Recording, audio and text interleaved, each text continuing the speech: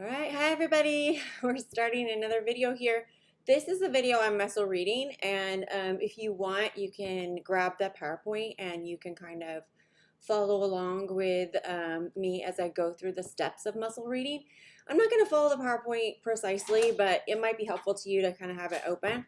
I did choose a book that I'm going to use to demonstrate how to do muscle reading. And explain as I'm going through what I want you to do. You're going to be doing this assignment on a reading assignment of your choice from either this class or from another class you're taking. So if you have some reading you want to get done for another class, feel free to use this assignment to do that. Or you can use one of the reading assignments for this week or from, I guess, a future week, or maybe if you're catching up on something, maybe catch up. Why would you want to use muscle reading, and why am I teaching you this? And this is what it comes down to: is there's a lot of different systems out there for reading that are supposed to help people to engage with the material a little bit more on a deeper level, and also give you notes when you're done that you can use to study. So if you're reading right now and you're not taking notes on that material, you're missing out on a really important, I guess, piece of the process of learning. Because if you're not taking notes on your reading, then you're probably not going to remember everything that you read. And you're probably not going to go back and read it again, are you? So if you're reading without taking notes, it's sort of like going to class and sitting and listening to the lecture without taking notes. You may remember some of the stuff, but you're not going to remember everything. One of my cats is just going to town on my blinds. And I probably, if I wasn't recording a video, would be yelling at her right now.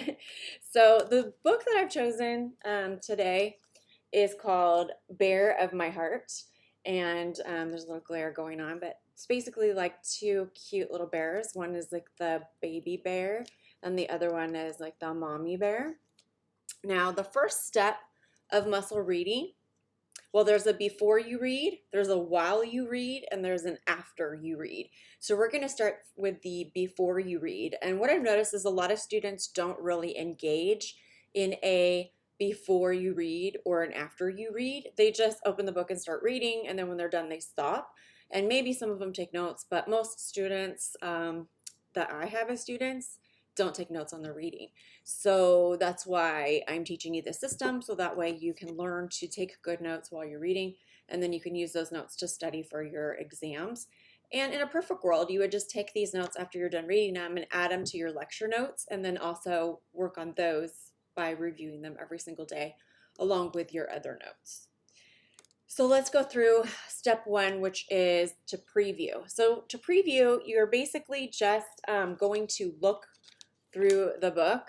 So you're not, or through the reading assignment. And I mean, I get that this is a children's book and versus a reading assignment, it's a little different, but the steps are the same. So that's why I'm using this, because it's like a little more, it's bigger, it's more pictorial. It makes it a little easier for you to understand what you're supposed to do with your reading assignment. So I'm just going to look through it. It looks like still at the beginning there.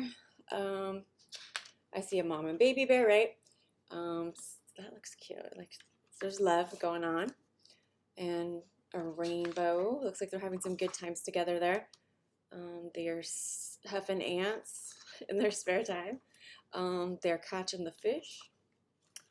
I don't know what they're doing. They're just playing around. I'm like, yeah, just hanging out. Oh, they're looking at the clouds. I see. Oh, that's so cute. They're going to bed. And sleepy time. And it looks like more love. This is really cute. It's just like, you know, a mom and baby bear are just doing all this stuff together, and it's very cute, and it looks like a magical time. Yeah, it looks like that's the whole book. They're just like together. So it looks like it's about a relationship between a mommy bear and a baby bear. See, I just did a preview. That's it. And it's just like when you go to the movies, before you go see a movie, you obviously want to know if it's a good movie or not, if you're interested in it.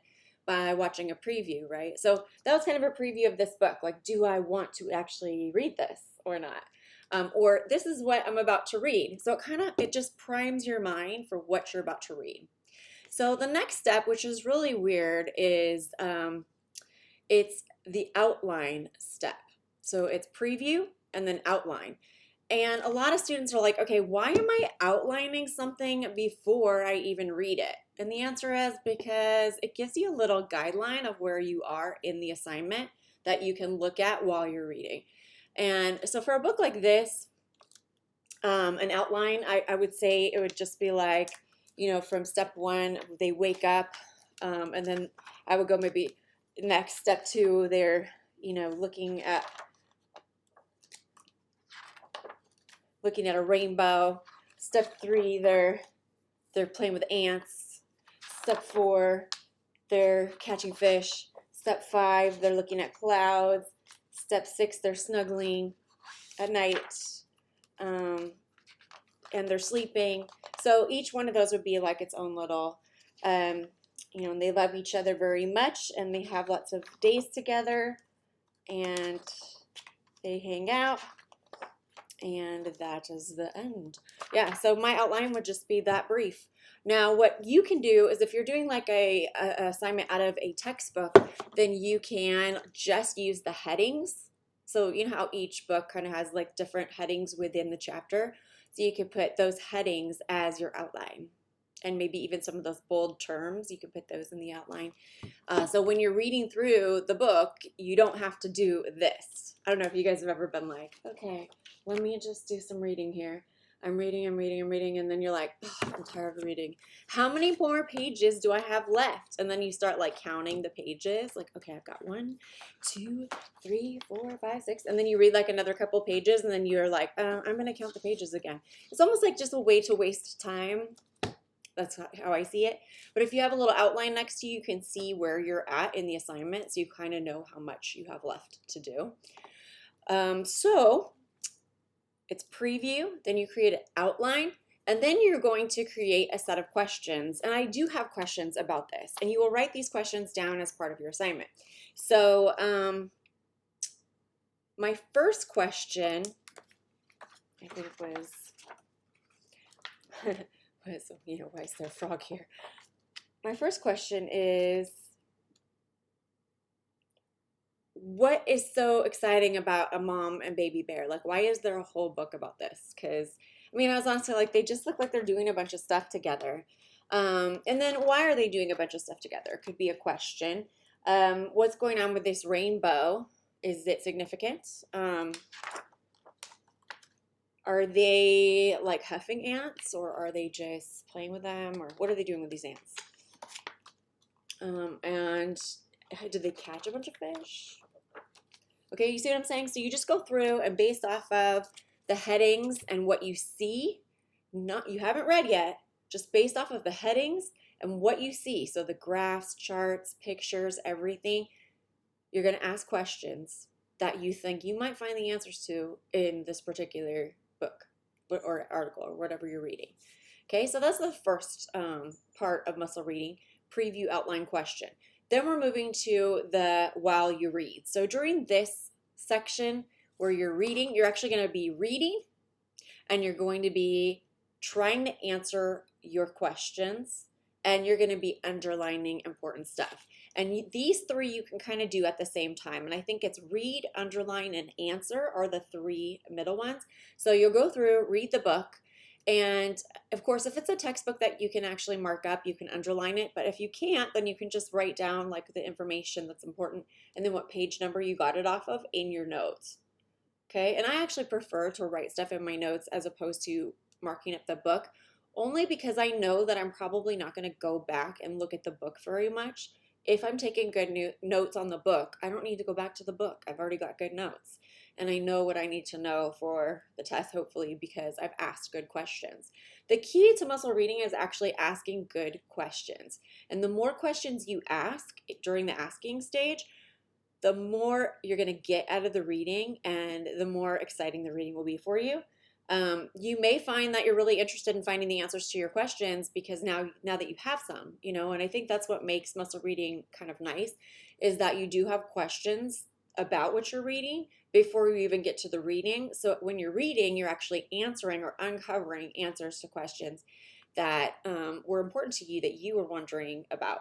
So it actually helps your mind stay more engaged. And trust me, like I have really bad ADHD, so it's actually really good for people who have ADHD to do stuff like this to help engage them more in what they're doing in terms of reading assignments. So what I would do is go through and read this book. So I'm going to read this to you guys. All right, so there are so many bears in the world, dear, but there's no other one that will do. Well, I guess this is about like, they're special to each other, right? You are the bear of my heart, dear, and I am the one who loves you. Oh, so this is told in like a first person, like this is the mom bear telling the baby bear, like, you're the one, baby. I love you. Very cute. Okay, so I had a question about this rainbow. Like, why are we doing here? I have so many stories to tell you. I know wonderful places to see. So there's the answer to my question. So the mom has taken the baby here because she knows that there's going to be a rainbow and she's trying to show him all the wonderful things about being alive, which is really cool. So the reason the rainbow is significant is because it's an example of one of the cool things that the mom has to share and show the baby. I had a question about this page about the ants, right? And because we can see them together, they'll be nicer for you and for me. Oh. So the moral of the story is like, everything's better when you have that special person with you. And in this case, it's your mother and baby. And I don't know if this is supposed to be a boy baby or a girl baby, but maybe it doesn't matter. But I'm not really sure what's going on with these ants, but it looks like they're experiencing them together. So even though it didn't really answer my question, the book didn't answer my question, I still feel like I learned something by asking that question. Let's race in the sun and be happy. Let's splash in the stream and drip dry. See, I thought they were fishing, but they're not fishing. They're actually swimming. So that answers that question. Let's roll down the hill and be silly. Let's lie and watch clouds drifting by. And so, yeah, I kind of figured they were looking at clouds, and that was the correct assumption. Oh, this is cute. Look at them. Let's sit nose to nose and share secrets. Let's wish on a star, eyes shut tight. Oh. Let's whisper our dreams in the darkness. Let's snuggle together at night. That is so cute. If you need me, I'll be there beside you. If you're lonely, I'll hug you a while. Oh, I think we all need someone like that. And I think I'm understanding the significance of these two bears. That one is the mom, one's the baby. They have a significant relationship. And it's about the mom kind of telling the baby, you're special. If you're lost, I will be there to guide you. If you're sad, I won't quit till you smile.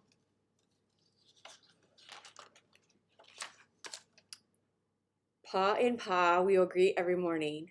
Pa and Pa, we will meet every day. Aww. You are the bear of my heart, dear. Oh, and nothing can take that away. Oh no, it's getting to me. I'm a mom, so no matter how big you may grow, dear, or whether we're near or apart, I will love you forever and ever, for you are the bear of my heart. Oh, that is so sweet. All right, you guys know I'm a blue. I'm kind of mushy. Let me try to, okay. Oh, there's a tear. So, I've had this book a long time. I actually probably used to read this to my son, but it's been many years, so I didn't remember the story at all. But it definitely touched me. So now that I've gone through and read and answered my questions, and I did kind of note important stuff that I saw along the way too, and I would just write that down as I'm going, then we'll move on to the third stage, which is after you read. Okay, so now I have some notes already, and my notes are going to look like I asked a bunch of questions and then I answered those questions. So now I have like a question and answer format. I also have an outline of kind of what's going on in the entire reading. So I've got some really cool stuff, and then I may have also some additional notes on things that are important that maybe I didn't ask questions about that will be in my notes too. So I have a full set of notes already. Now what I need to do is make sure that I understand the notes and that I have them memorized, because the sooner you start memorizing the stuff from the readings, the easier it'll be for your test when you get to the test, okay? So what I would like you to do is when you get to the last phase after you read, you're going to do a recite, review, and review again, okay? So what I mean by that is recite is I want you to see how much of the reading you can actually remember and explain to somebody else. So I would put the book down and I would try to explain to you what I just read. So basically what I just read, it was called Bear of My Heart, and it's about a mom and baby bear, and the mom is trying to show the baby the world and all the things that are amazing about the world that they live in. And so she takes them to see a rainbow, and she takes them to go swimming and to look at clouds and to, check out some ants. And she just shows him all the wonders of their area, and tells the baby that she's going to always be there for him and always love him, and that they'll always do things together because he is the bear of her heart. And that's basically the story. So, I understand it. So if I was able to recite it back on the first try, then I understand it enough and I can stop at that point. I don't need to review it anymore because I get it. If I have to look back at the book or look back at my notes while I'm reciting, that means I don't quite understand it, or I don't quite remember everything that I need to remember in order to, move on to the next thing. So I would go back through the book and back through my notes and make sure that if I don't have something in my notes that should be there, that I put it into there from the book, and then review my notes again and then try to do it. And you want to do this right after you read, not 24 hours later, not 2 hours later, right after. Just consider it part of the reading process is to explain to somebody else what you just read. And you don't really have to explain to someone else. Like, I have cats, so like I explain stuff to them all the time, and they're used to me just talking to them about stuff, so they don't really care. So I'll explain to them like what I learned from the reading, and then they will just stare at me like, okay, crazy mommy, or whatever. But or you can actually like call a friend and literally be like, hey, can you listen to me explain this stuff, because it helps me to explain to somebody. That works too. Or you could just explain to no one, just kind of go through and do the explanation to yourself in the mirror or whatever to see if that works for you. So if you're able to recite it that time, then you're good. You're done. And just make sure, even when you're done, that you do go back and review those notes with your other class lecture notes when you do your daily note review. So I've been telling you from the beginning that you should be reviewing every time. So every day you should pull out your notebook and go through your notes for your classes, because if you do that, you will have all your notes memorized by the time you reach the midterm, and it will only take you like 15 to 20 minutes per day.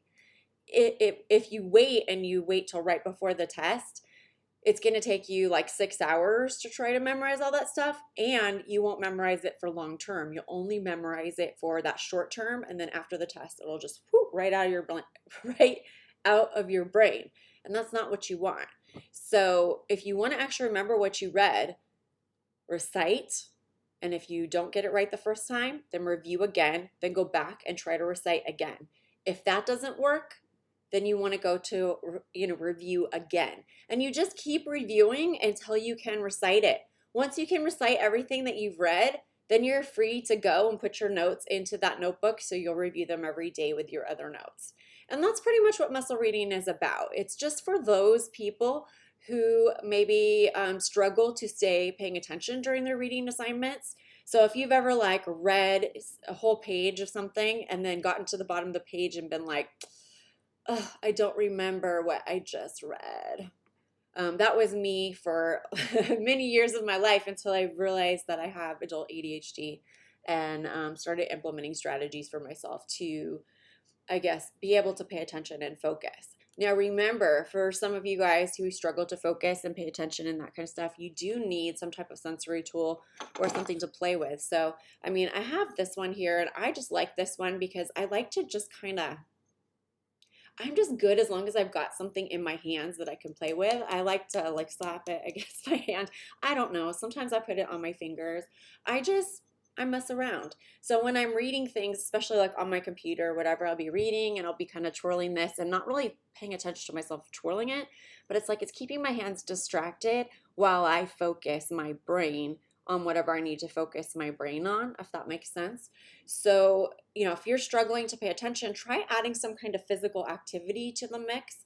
Maybe you can read and walk at the same time. I used to actually read while I was on the treadmill.